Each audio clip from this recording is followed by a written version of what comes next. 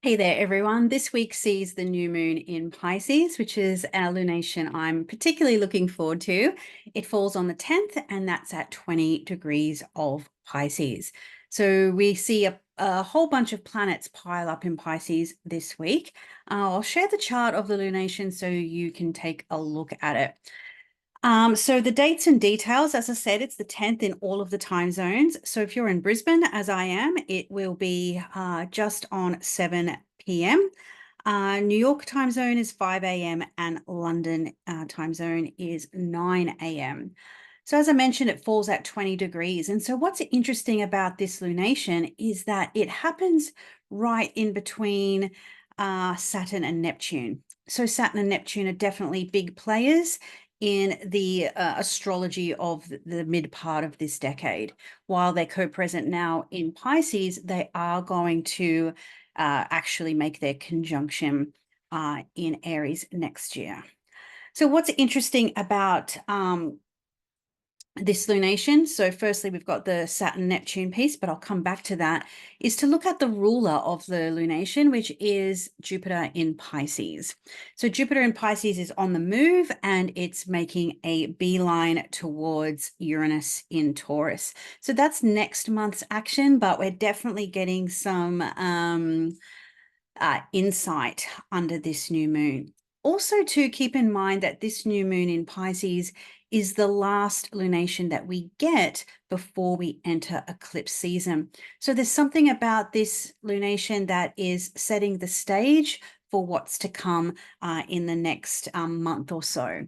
Another point is that the next time we see a lunation in the sign of Pisces will be the full moon in September that is also an eclipse. So there is something very maybe liminal or suggestive or perhaps like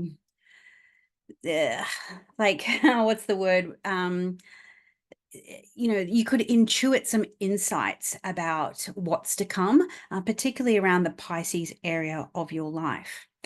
Um, so what we might see with this new moon being really impacted by the Jupiter-Uranus conjunction is that there might be some irritability. You might be restless for change. Pisces sometimes can be a little bit ambivalent, go with the flow, but there might be a realization under this new moon that the way you've been doing things is not the way you can continue to do things. So you might need to switch things up a little bit. You might need to lean into something that is a little bit innovative, different. I'm a big fan of the idea of getting yourself unstuck. So change things up, break yourself out or free and embrace some newness. So that's more about the lunation ruler, Jupiter in Taurus, on the approach to Uranus in Taurus. But the new moon itself at 20 degrees is sandwiched between sort of Sirius Saturn and creative and mystical Neptune. So there's a real perhaps dream, inspire, create type of energy around this. If you're feeling maybe stuck or stagnant and you really recognize that, whatever you've been doing so far is maybe a little bit limiting, a little bit restrictive, maybe a little bit boring even, maybe leaning into something that's a little bit ridiculous, maybe a little bit inspired or even impractical. When I think about this Saturn Neptune era that we're in, I really think about the idea of taking the um, possible and making it probable. So what do you really need to do in the Pisces part of your life that's going to support you in manifesting a dream, making an idea or a goal or some inspired part of your life come into reality? So for some people, if it's your seventh house, this might be, your ideal partner, a dream relationship, either in business or in your personal life. Maybe you've got a financial goal and you realize, well, it's okay to have these pipe dreams about how fat your bank account's going to be, but unless you're taking some kind of practical action to support the dream's never going to occur. So the idea here is look at your Pisces house, particularly if you've got planets or angles around that 20-degree mark. And don't be afraid to go beyond your limits, test the waters, push back on any limitations, push back on what you think you should do, and look at what you could do. Now, I kind of also get these ideas based on the fact that this time next year, the North Node's going to be in Pisces. So that's going to give you, the best part of, well, we should say around 9 months, a nice gestation period there for you, where you could, start to get some traction on the dream, the idea of the goal that could really be amplified, made bigger, or arrive faster by next year. Keep in mind, as I mentioned, that we also have a Pisces eclipse at 25 degrees Pisces in September. So that's the introductory eclipse to the next eclipse season. That's all next year's, or next, I should say, not the season so much, but the signs. And of course, this month being, this lunation in Pisces, that's the last lunation we get until we enter the current eclipse season. So our next full moon, of course, is going to be an eclipse. So this feels a little bit like a precipice, the precipice of where you are now, Saturn and Pisces, the reality of a particular situation versus where you dream to be, or where you could be, or where you may secretly desire to be. There also may be a little bit of a warning. I always give warnings when Neptune's involved, even when I'm doing readings for people. There is also a little bit of manipulation, deception, things not being clear.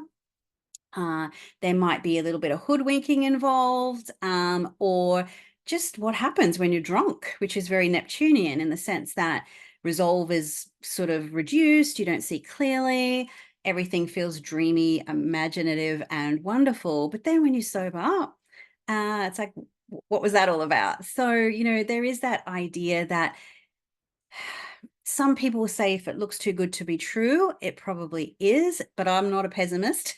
So I do think that there is something that's not about that. So it is like move forward towards a dream, but don't lose your wits in the process. You stay grounded, stay focused, still take the practical action. Don't let yourself get so discombobulated that you lose sight of reality or what's real. So if you can balance, the reality and dream, that's where the sweet spot is. And the fact that this new moon falls, within that sweet spot between these two planets, there is a little something there, to my mind, at least, that there's something beautiful can happen, something a little bit magical that's also based in some kind of tangible reality, in the real world, as opposed to some kind of fantasy realm. So I hope that's helped inspire you to how to move forward throughout this next lunation cycle. In 2 weeks' time, it's going to be an eclipse season. So this is still a lovely lunation. If you are somebody who likes to do new moon intentions or new moon work, obviously moving into eclipse season, it's generally recommended to avoid that. So this is a really great one for, as I said, dreaming, imagining, creating, but also being grounded in something practical as well. So if you do like these kind of videos, do feel free to subscribe to the channel. I'd really appreciate that. Drop me a comment or what have you. And of course, the Golden Circle is the place where all the astrology happens. There's monthly videos, weekly videos, lots of resources, aspect calendars, new moon catch-ups. We'll be catching up to discuss this lunation in more detail, and eclipses too. So if you want a deeper dive into March and discussion with a great group of people, I'd invite you to get inside the circle. So until next time, everyone, the link, of course, will be in the description below to find out more about that. And I really look forward to seeing you in my next video. Bye for now.